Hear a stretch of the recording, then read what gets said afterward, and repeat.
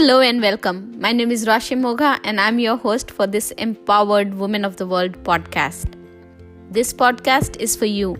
It is for me and it is for all women who want to take charge of their career and happiness. In this weekly podcast, we will talk about technology, we'll talk about leadership, and we will talk about mindfulness. We will talk about how you can discover, visualize, and actualize your success, whatever that means to you. We'll also talk about our common opponent, the conscious and unconscious bias which we deal with on daily basis.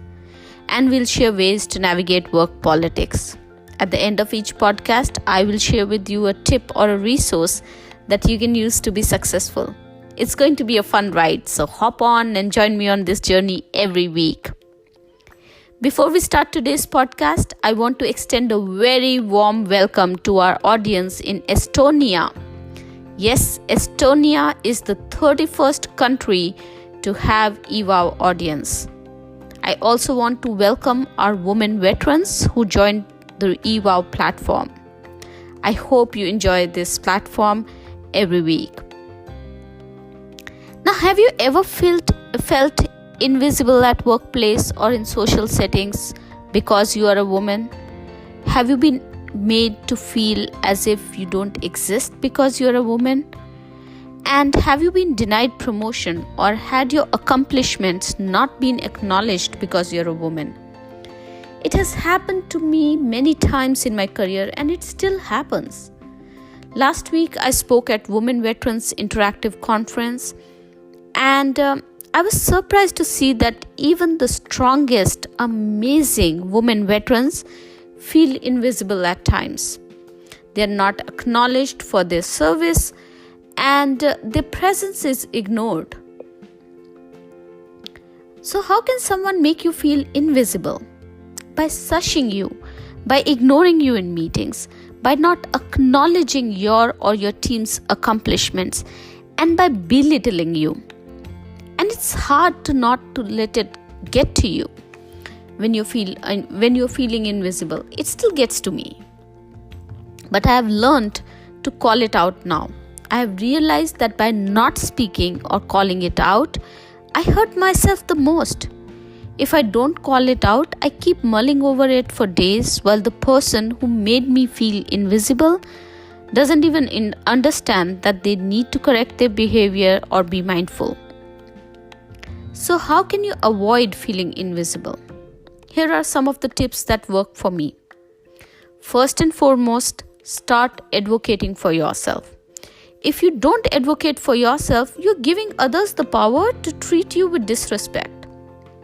Now, the conference that I was mentioning before, Women Veterans Interactive Conference, where I was last week, I remember a woman veteran mentioning that she felt invisible when she was visiting the base with her husband. While they both were in the uniform and they both are chiefs, her husband was acknowledged and greeted as a veteran and she wasn't.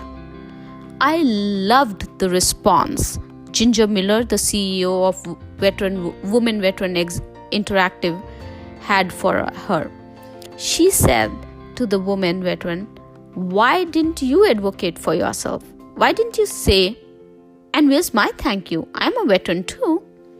So don't silently endure others' judgment or disrespect towards you.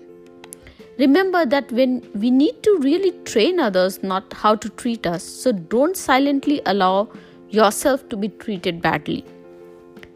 The next tip that I have for you is not to accept one-way relationships. I've worked with many managers or I've had friends who would ask me how was my weekend or how am I doing without genuinely actually meaning it. They don't really expect a response. They just ask how are you out of habit. And before you can tell them how you are or once you start telling them how you're feeling, basically they move on to how they are feeling or how they are doing or to the next subject without even making you feel like you are heard. It makes you feel invisible. I had to actually learn how to respond to how are you questions with these kind of people. So the response always is, okay, I'm doing okay. That's it. No more going into the details, no more allowing people to ignore me, and that makes me feel good. Also, I don't listen to them endlessly now. I know when to end the conversation. So that way, when I have refused to accept one-way relationships, I don't do them anymore, and I've realized that makes me feel better. And lastly and most importantly, love yourself and don't be a people pleaser.